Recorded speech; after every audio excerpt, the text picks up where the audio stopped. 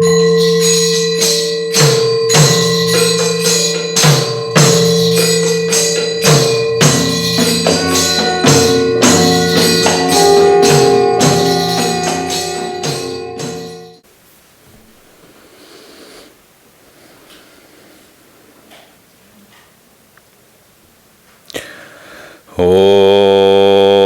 Bhadram Karne Bhishrunuyama Devaha Bhadram Pashye Makshabhirya Jatraha Sthirairangai Stuštuvagum Sastanubihi Vyashema Devahitanyadayuhu Om Shanti Shanti Shanti. Om, may the gods hear with our ears what is auspicious. O ye adorable ones, may we see with our eyes what is auspicious. May we sing together, may we sing the praises to ye and enjoy with strong limbs and body the life allotted to us by the gods. Om, peace, peace, peace.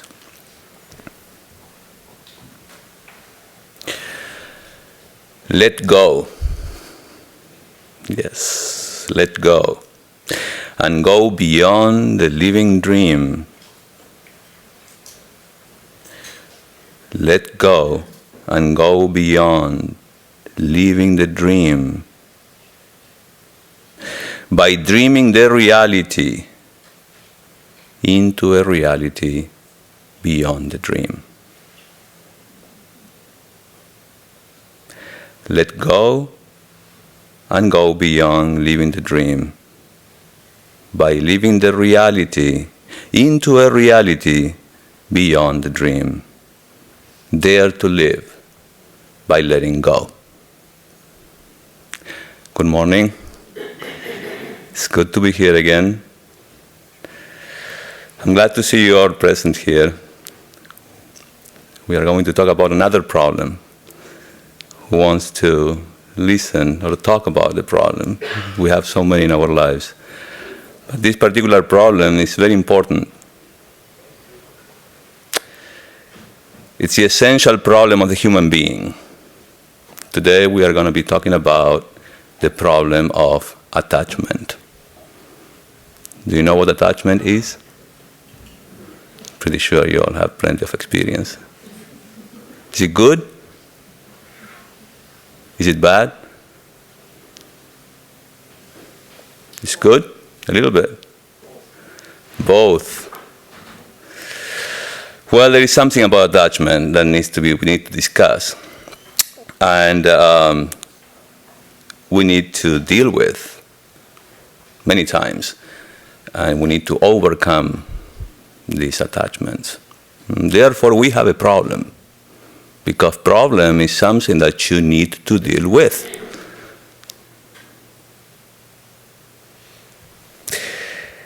Problem is a difficulty, an issue, trouble. An attachment means affection, fondness. In our life, the object of attachment may vary from person to person, but this problem of attachment is universal. Today we are going to be analyzing this problem of attachment from different angles. According to some researchers, some psychologists and psychiatrists, they also researched about attachment. Not just in humans, but also in animals, like monkeys. And then attachment from or in our spiritual life. What is the problem of attachment in our spiritual life?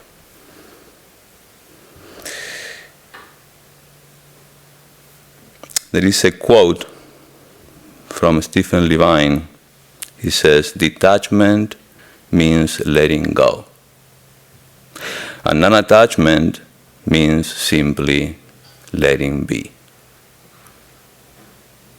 Detachment means letting go. And non-attachment means simply letting be. Kind of like that. Attachment is so engraved in all of us, so rooted in from the moment we are brought to this world. Life after life, we have been experiencing our innate tendency to natural attachments to our mother, to our father, loved ones, to the stuff we are so fond of and simply can't live without it. The result? We are in trouble. The word attachment has different dimensions depending on the context. Psychologically, this attachment is so important. Harry Harlow, a psychologist at the University of Wisconsin, was observing a related phenomenon in monkeys. Harlow separated baby monkeys from their mothers at birth. He then provided a choice of two surrogate mothers, one made of wire and holding a bottle of milk, and the other also made of wire, but covered with a soft cloth and without any milk. The result? Most of the time, the infant monkeys clung to the soft cloth mother and ran to her whenever they were frightened. They used the wire mother, though, for milk. They spontaneously sought physical contact and comfort. Now, another psychologist was inspired by this research. His name was John Bowlby.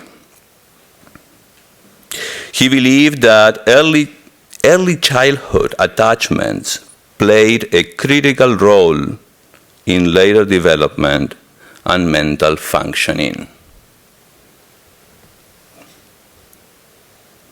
Bowlby's evolutionary theory of attachment suggests that children come into the world biologically pre-programmed to form attachments with others because they will help them survive.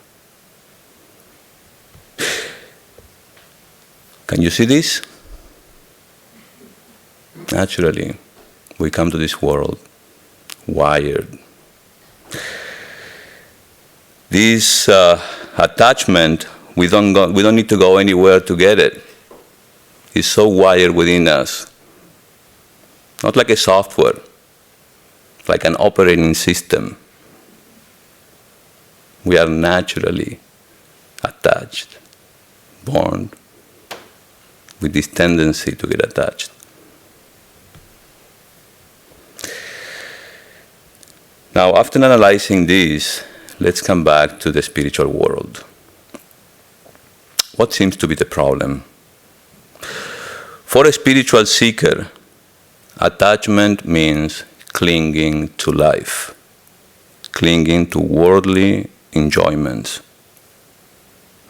You may say, well, Swami, what's wrong with that? I'm here to enjoy life, right? Yeah, but in reality what is happening is otherwise. We are being enjoyed by life. We have no control of our attachments. We are not even aware that we are attached.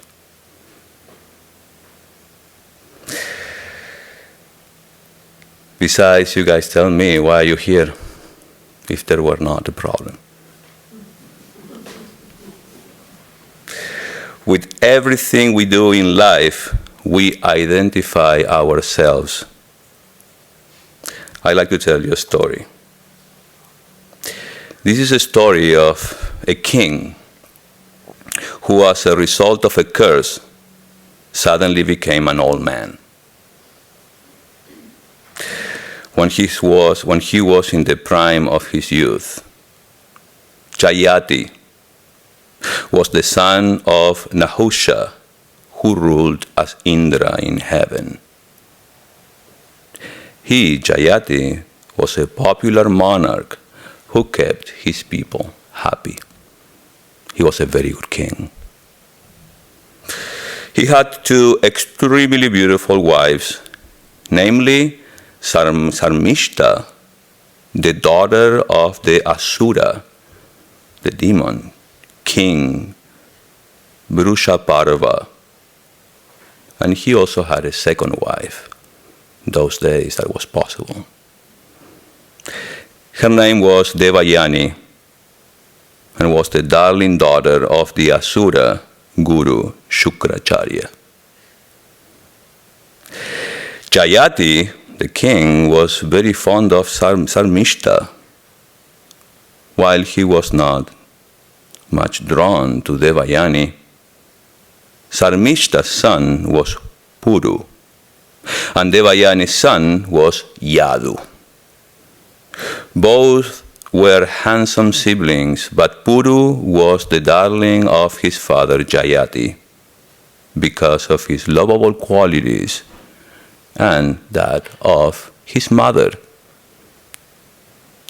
Yadu, Devayani's son, was jealous of Puru. He could not tolerate the love and affection showered on Puru and Sarmishta. He complained to his mother and questioned how she could tolerate this humiliation. He, for his part, can never bear this shame. He is prepared to die rather than see this differential treatment to his mother. Persuaded by his complaint, Devayani was very much perturbed by the extraordinary favor shown to Sarmishta and her son Yadu. Seeing her depressed and in pathetic state, he felt sad. He inquired the reason of his daughter's sorrow. Devayani complained to her father, Shukracharya, she complained about the total neglect of her husband, Jayati.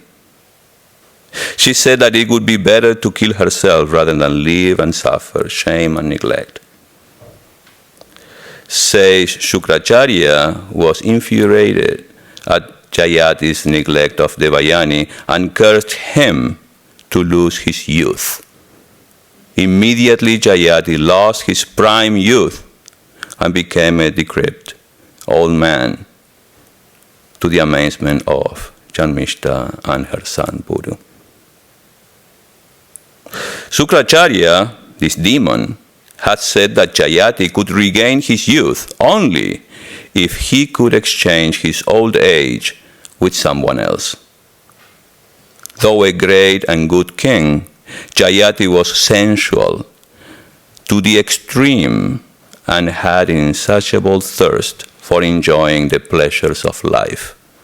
Filled with horror, shocked at the terrible curse that almost demolished him and his pleasures, Jayati asked Yadu to receive his old age and offer his youth in return.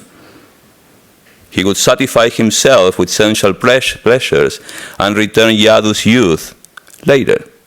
Yadu, remembering the injustice done to him and his mother, refused to receive Jayati's old age. Having no other alternative, Jayati the king requested his beloved son, Puru, to accept his old age and return his youth.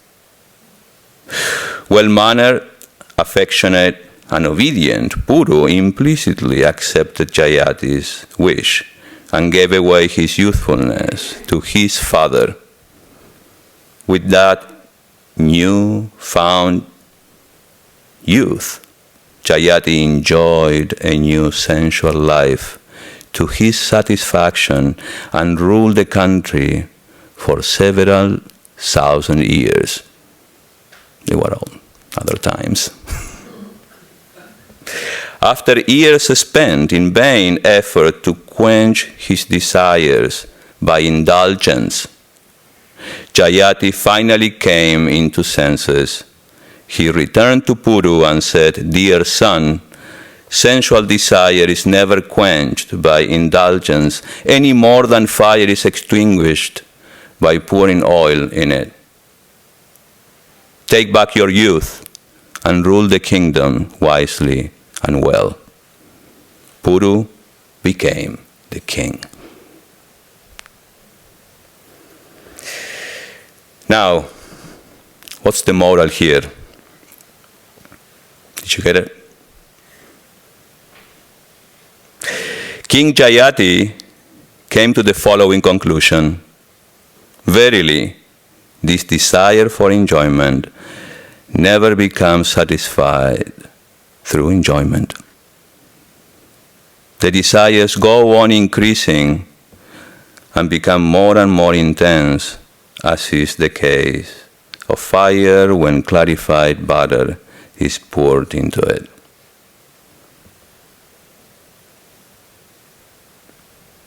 It's a little heavy to swallow, but true reality. In Vairagya Shatakam, there is this text where we find these verses on renunciation written by Bhartahari. He says, "Enjoyments have not been enjoyed. Worldly pleasures have not been enjoyed by us, but we have been devoured. Religious austerities have not been performed, but we have become scorched. Time has not vanished, but we are vanishing. Desires have not worn out, but we are wearing out." Just like in the case of King Jayati, our mind is bound down by its attachment to the body, the senses, and the objects of the senses. Do you agree? Pretty much so. We love ourselves so much, and we are so attached to this body, this instrument, this means to enjoy life. This body drags us down. But in the Kali Yuga, Sri Ramakrishna says,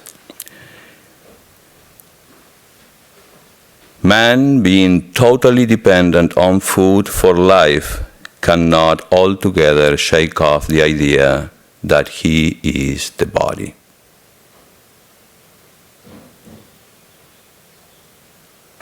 It is attachment, identification with our body that make us miserable. Attachment is the source of all our pleasures. We are attached to our friends, to our relatives. We are attached to our intellectual and spiritual works. We are attached to external objects so that we get pleasure from them. We have to non-attached, detach ourselves in order to earn joy. We have to live non-attached or detach ourselves in order to earn joy.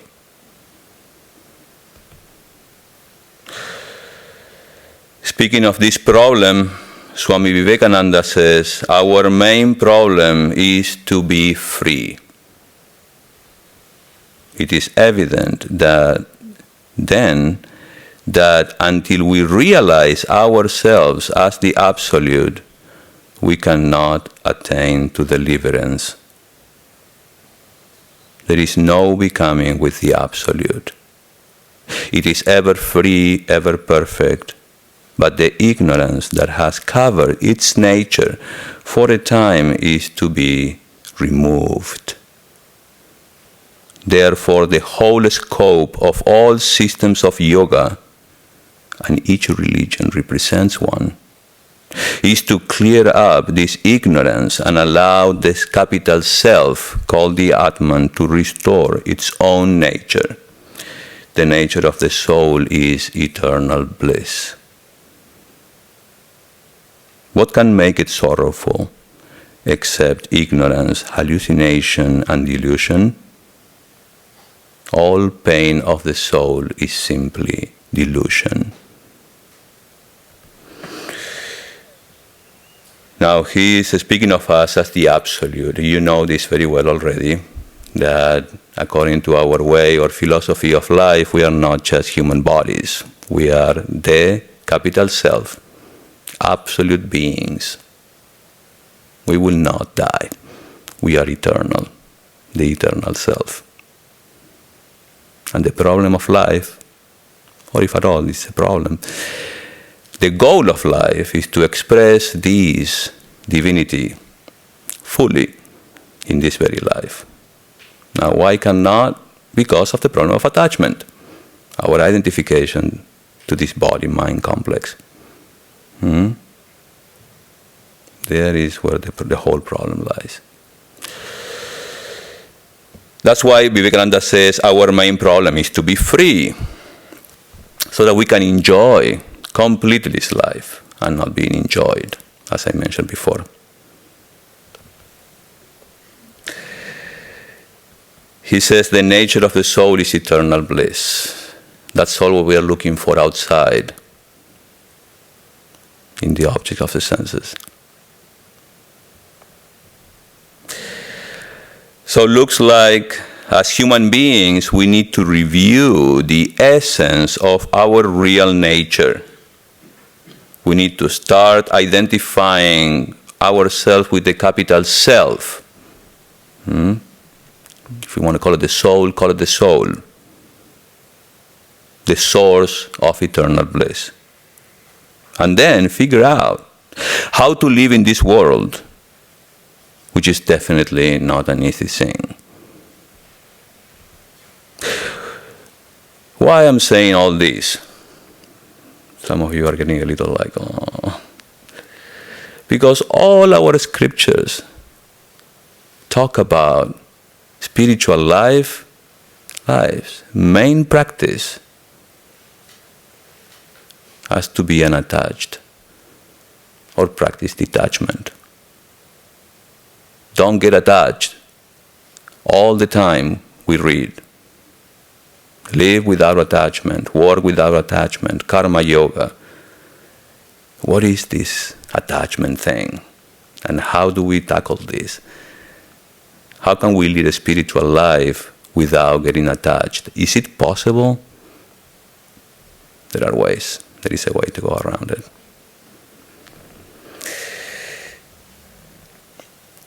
We hear and read in our scriptures that without non-attachment, there cannot be any kind of yoga. There cannot. It's all about controlling yourself. We read this, as I said, again and again. In fact, in the Bhagavad-Gita, we read, and it all starts with Arjuna's problem. Chapter number 1.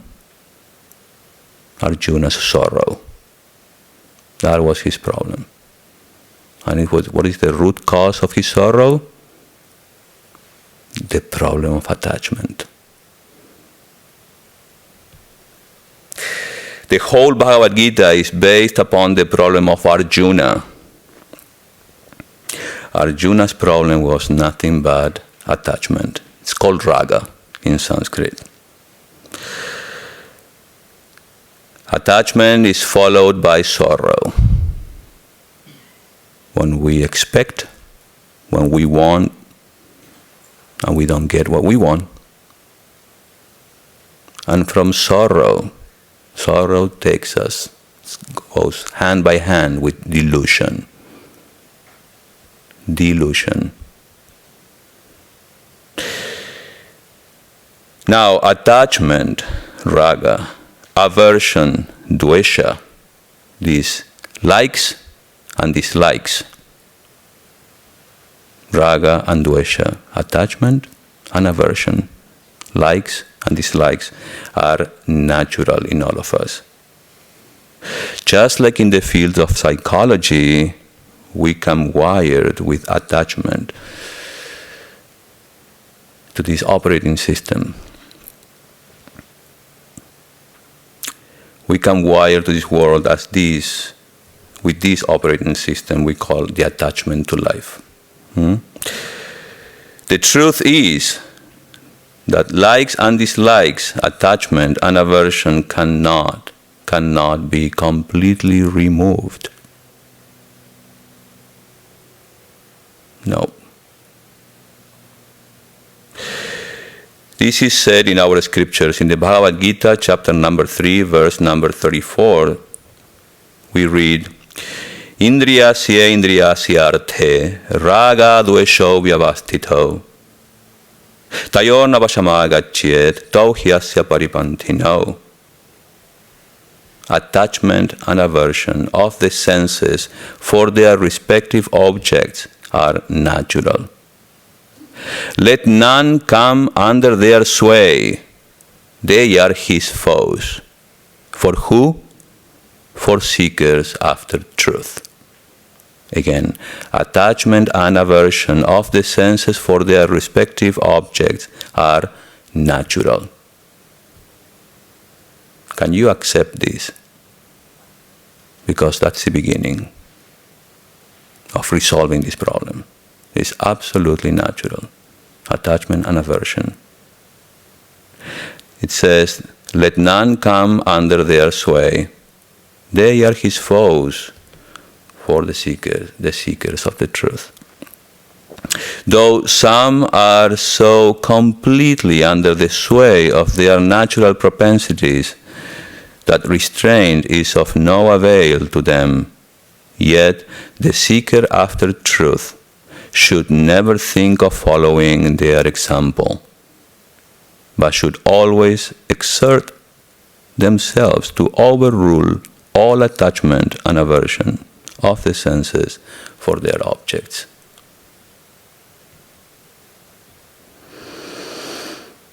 Chapter number 2, the Bhagavad-Gita, verses number 62 and 63, Krishna says, Dhyayanto vishayam pumsaha sangasteshu upajayate sangat sanjayate kamaha kama krodho vijayate krodhat bhavanti sammohaha sammoha smriti brahmaha smriti brahmshat buddhinasho buddhinashyat pranashyati. Thinking about sense objects will attach you to sense objects. Thinking about sense objects will attach you to sense objects. Grow attached, and you will become addicted. From your addiction, it turns into anger. Be angry and confuse your mind. Confuse your mind.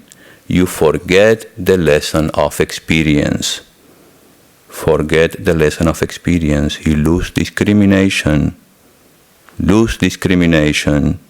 And you miss life's only purpose.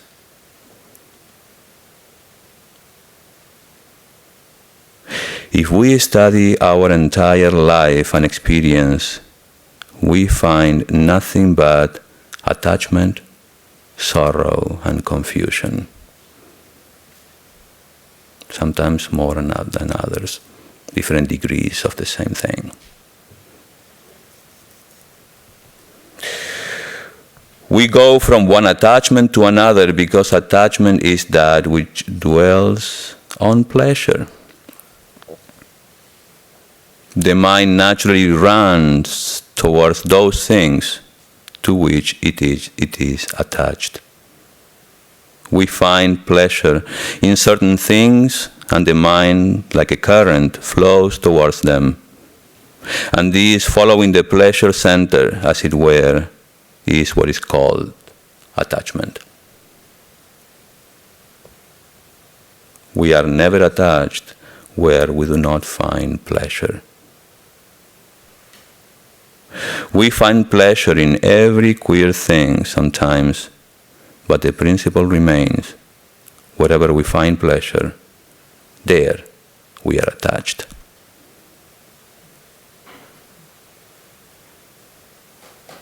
Quite a reality. And thinking of objects, attachment to them is formed in a man. From attachment, longing comes, and from longing, anger grows. Sorrow is directly proportional to attachment. The problem of every human being is attachment, sorrow, and delusion, going hand by hand.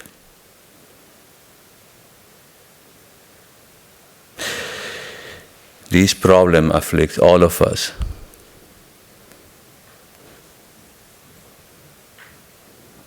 That's a huge fundamental problem. Some days this problem is not so intense some other days. But these problems persist and varies in different degrees.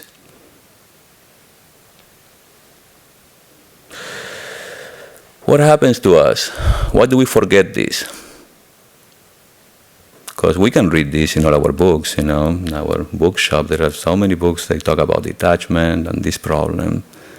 We read this again and again. But then what happens? We either forget the sorrow we experienced, or we just get distracted. We love distractions. You know when you have a problem and you don't want to deal with it? It's just, oh, it's all right. Just lock it somewhere. It'll be fine. The problem is that here, in this particular problem, this is our life. And if we do not deal with this,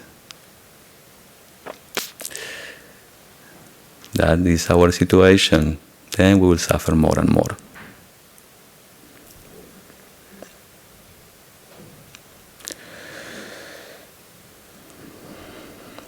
Flowing through its own nature, and established even in the learned, is this clinging to life. We go through our life without addressing this problem. Sri Ramakrishna says, you know Sri Ramakrishna, right? The one sitting there. He's our teacher. And the founder of this monastic order. So we honor him. He says, the vast majority of mankind choose the positive way, the way through the world, making use of all these bondages themselves to break those very bondages. Do you understand? Yeah. This is also a kind of giving up, I will tell you. Only it is done slowly and gradually, by knowing things, enjoying things, and thus obtaining experience, and knowing the nature of things, until the mind lets them all go at last and becomes unattached. Do you see it now? Is by gaining experience. We open the doors and say, oh world, we love you. And the world swallows you. And they, by experiencing that, sorrow after sorrow, life after life, we learn something until we are done. I'm done with this. I know this is painful. It happens to you in your life. Sometimes you just, no, this is not for me, period, boom. I had enough of this. In the same way, we all are here in this world, experiencing life, until one fine day we will all wake up and address this problem with what we call vairagya, or dispassion. We are not interested anymore. All we want is to experience the bliss of our own self within us. Until then, we keep enjoying. That's what we think we're doing. But it's fine. I'll give you some good advice later. I will not leave you with this bitter taste. So according to our scriptures, the chief helps in this liberation are these two, what I just said, Abhyasa and Vairagya. Vairagya is non-attachment to life, because it is the will to enjoy that brings all this bondage in its train. And Abhyasa is constant practice. Now, Vairagya is non-attachment, letting go,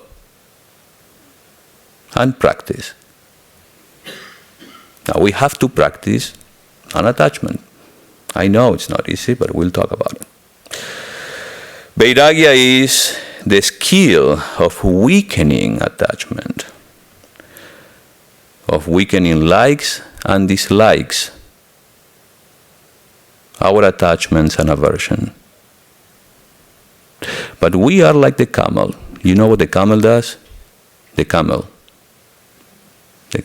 yeah. Not the cigarettes. They suffer so much, but still they have the same attachment to life. The camel eats thorny shrubs, and blood gushes from its mouth. Still, it will keep on eating thorns, thinking that the thorns are tasty. It is his own blood that makes them tasty. Again, the man who gives up living in houses, wearing fine clothes, and eating good food and goes into the desert may be a most attached person, or the most attached person.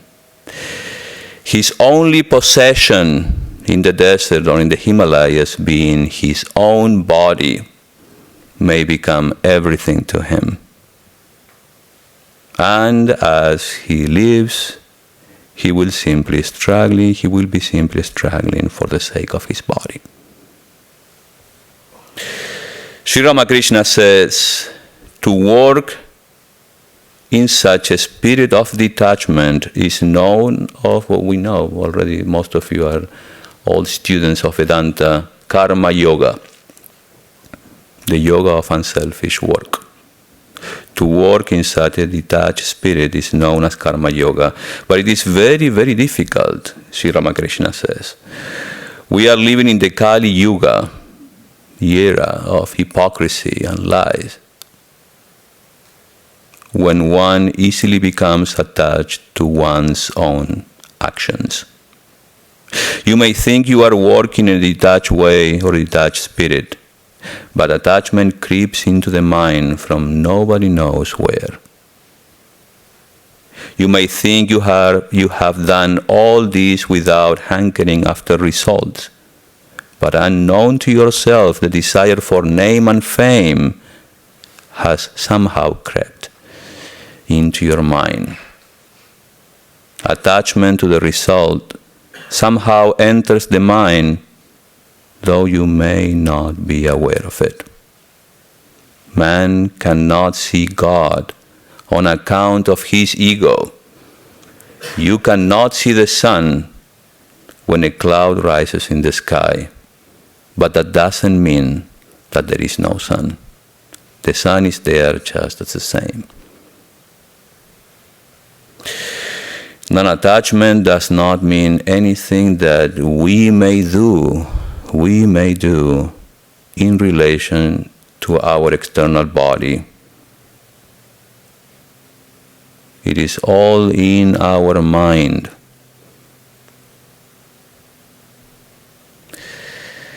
The binding link of I and mine is in our own mind. The wind collects the clouds, and the wind drives them away again. The mind creates bondage, and mind also removes that bondage.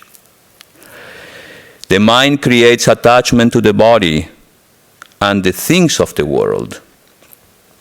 Thus, it binds a man as a beast is tied by a rope. But it is also the mind which creates in a man an utter distaste for sense objects, as if for poison. Thus it frees him from his own bondage. There is a verse in one minor Upanishad, Mano eva manushyanam karanam bandha mokshayoho. The mind, therefore, is the cause of man's bondage and also of his liberation. What is the practice? The attempt to restrain the mind, to prevent its going out into waves. It becomes firmly grounded by long, constant effort with great love for the end to be attained. What is that motivates us all the time? The carrot in front of us? That's our goal. That's our motivation. We should be reminded again and again of our goal.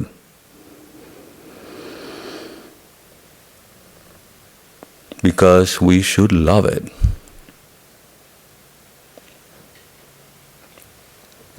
That's why it says it becomes firmly grounded by constant effort with great love for the end to be attained.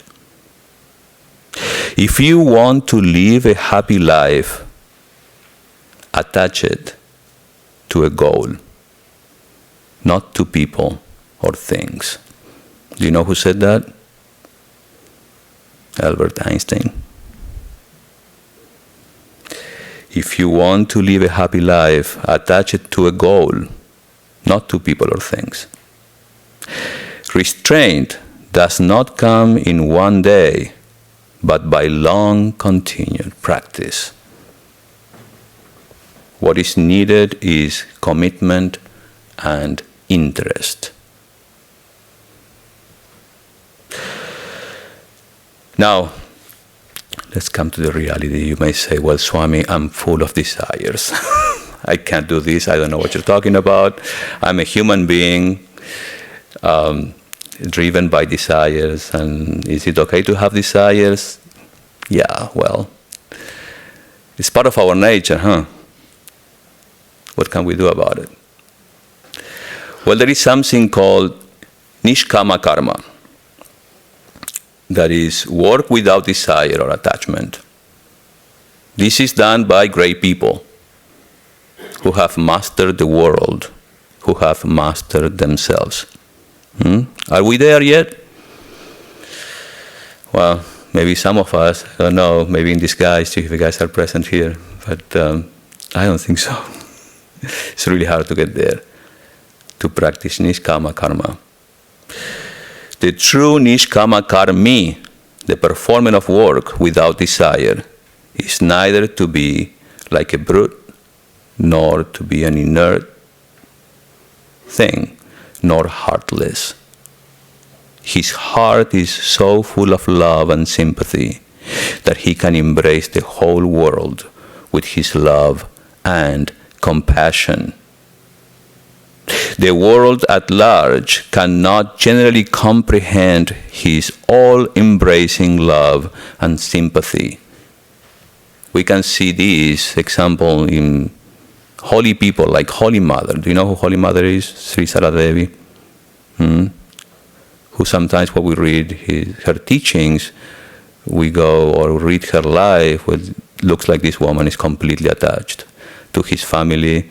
In reality, it's all compassion. It's this nishkama karma. It's work without any desire.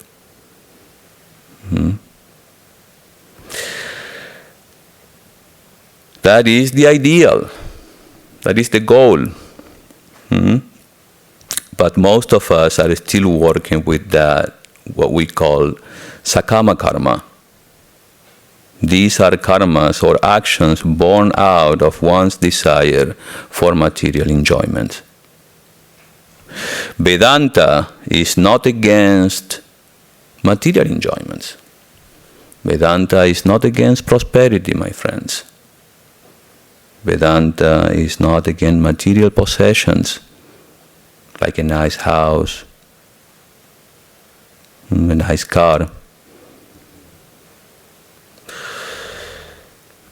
But we have to follow these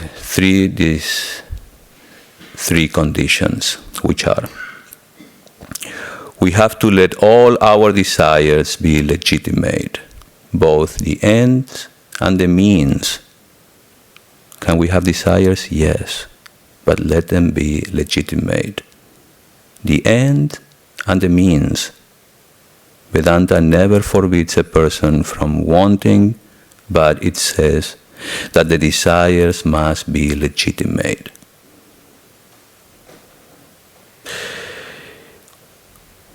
One of the goals of our life is kama, enjoyments. It's in our scriptures. We go through enjoyments, we learn, and then we embrace a religious or a spiritual life. And it's clear to us the goal, which is freedom, to be free, Swami Vivekananda says. So it's part of it. The second condition, we have to let our desires be moderate. We need to understand the nature of the world and the nature of our body, which is constantly pulling us down towards the world. Those who are interested in leading a good spiritual life need to make what we call sankalpas, or vows of commitment, to be moderate. We have to spiritualize our life by leading a dharmic way of life based on righteousness. So, your desire should be legitimate, good, should be moderate. What else? Your desires should not bind you. Now, how do we do that? Well, two ways. Your will, you say, I should not be attached. Or those who would like to embrace something else, some symbol. We call it God, which embodies the principles of the Absolute and all strength.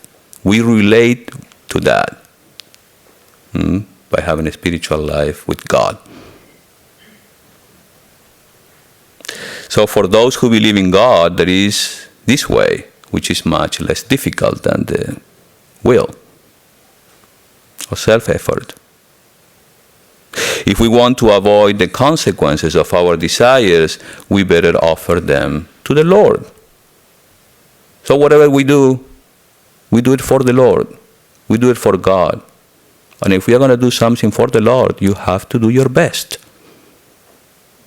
You have to exert yourself to perform your best. And whatever comes back to you, whether you like it or not, that's God's will. Now, I know that sounds a little religious, but that's a relationship that you should have with your God. Somehow there are certain things that we have no control over. The things that we can exert control, then effort is required. But we can't control the rain. We cannot control certain things. So somehow we learn to accept this when we embrace the idea of God in our life. You give it the name and the form you want, and you have a relationship with that symbol of God. It gets easier. You see, you did your best. Now whatever comes to you, it was bound to happen.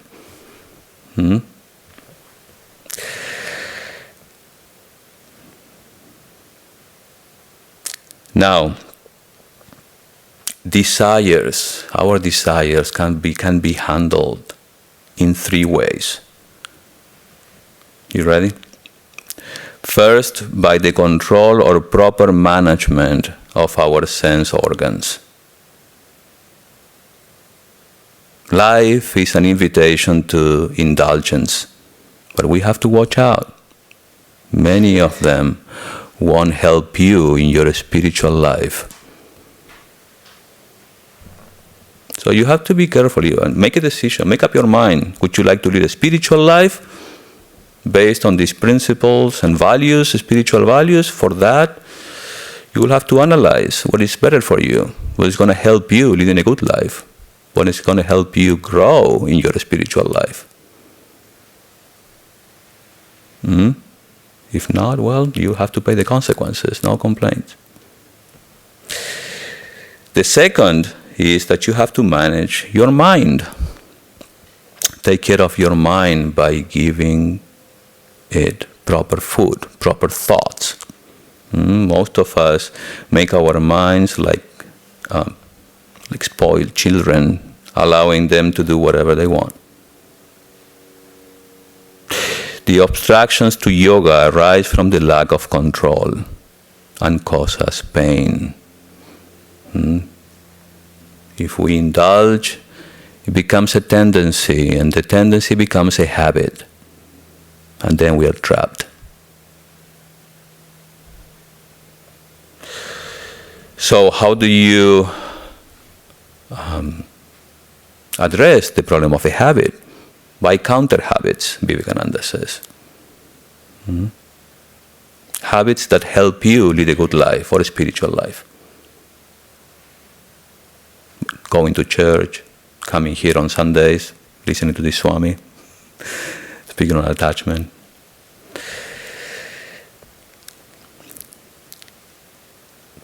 And the third thing at last, as I mentioned before, how do you handle these desires is by what we call viveka or discrimination. It is realization of what is reliable. It is realization of what is reliable and what is not. What is permanent and what is impermanent. What is good and what is not. Viveka, discrimination. In short, we have to live a dharmic life in which you balance out the receiving and the giving. You have to contribute somehow. In the Bhagavad-Gita, chapter number 15, verse number 5, it says, Nirmana moha jita sangadosha adhyatmanitya vinipritta kamaha Tvandai vimukta sukha dukkha sangai gacchantya mudha padamavyayam. Free from pride and delusion, with the evil of attachment conquered, ever dwelling in the capital self, with desires completely receded, liberated from the pair of opposites known as pleasure and pain, the undiluted reach that goal eternal.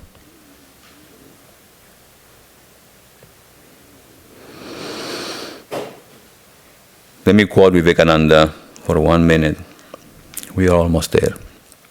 According to Advaita Vedanta, the soul is struggling to reveal itself. After long struggle, it finds that the subject must always remain the subject. The soul is struggling to reveal itself. After long struggle, it finds that the subject must always remain the subject. Then only non-attachment begins. When a man has reached that perfect state, he is of the same nature as the personal God. I and my Father are one. He knows that he is one with Brahman, with the Absolute, and projects himself as the personal God does. He plays as even the mightiest kings may sometimes play with dolls. He has mastered himself. He remains the subject always.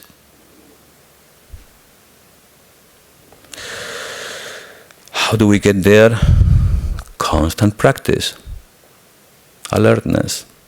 Make a decision in your life.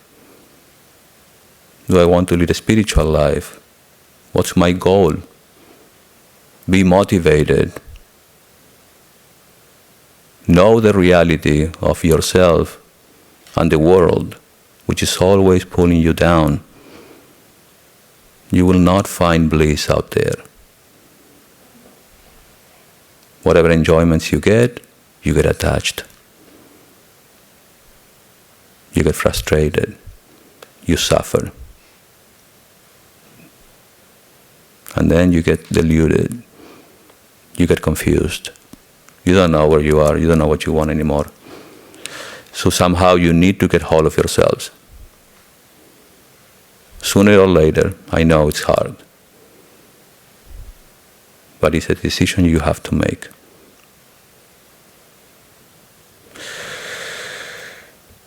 By now we should all agree that we have a problem. We need to understand that attachment and clinging to life is absolutely natural in all of us. Our problem is that we keep seeking pleasures in the outside because what we all want is to go back to ourselves, to experience that bliss within us, that peace that can only be experienced from within. But we will not find it in the world. I'm not saying this. Our teachers say so. The rishis, the sages, the Buddha, if you like Buddha. Jesus always says the same. The world has its own rules, and you better learn them soon. You know by now. We need to find this within us first. We need to master ourselves first. Then we can enjoy the world.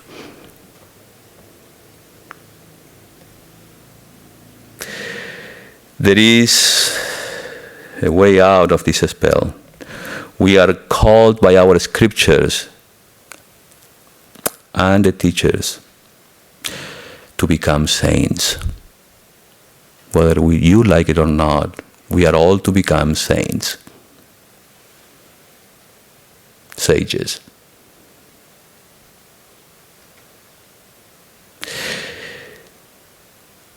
The only way to do this is to become egoless. Not easy for sure. But there is always a start. For some, complete renunciation is required, which means, like monks or nuns, to try their best to experience oneness and not individuality.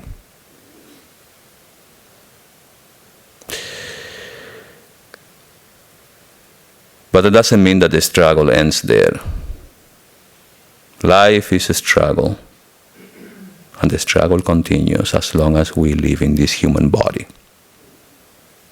We need to master the world somehow, from here or from there, in the world or outside the world, in a monastery or a convent. That's for all of us, no difference there. We need to learn how to live with it. We have a huge problem, and when it comes to find solutions, we should always resort to experts.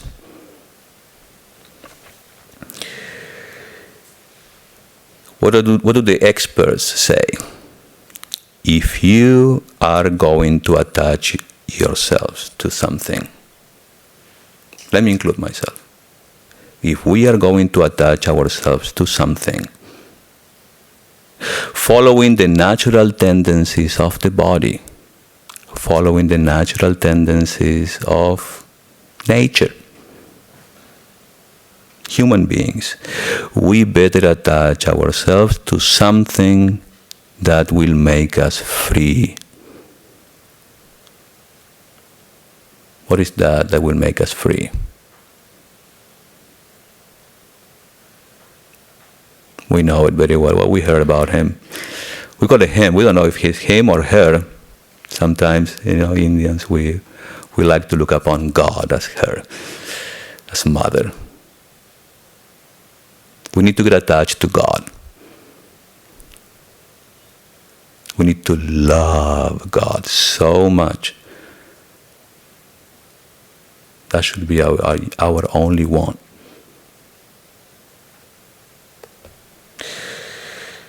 If you want to live a happy life, attach it to a goal.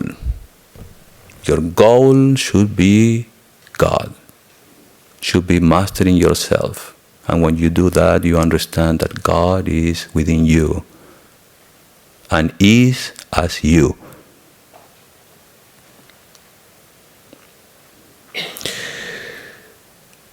Swami Brahmananda, a direct disciple of Sri Ramakrishna, he says, if you can carry on your practices for 3 years with such an erring regularity, I assure you that love and attachment for God will grow in you, and you will feel yourself nearer to Him.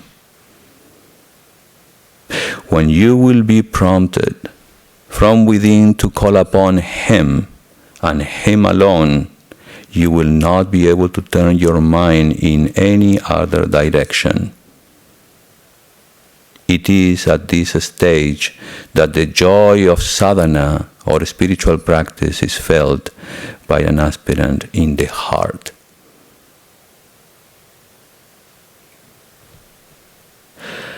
Let go and go beyond the living dream by dreaming the reality into a reality beyond the dream. Thank you. I'd like to close with a Vedic chant. Om Purnamadah Purnamidam Purnat Purnamudachyate Purnasya Purnamadaya Purnameva Vashishyate. Om Shanti Shanti Shanti. Om. That outer world is Purna, full of divine consciousness.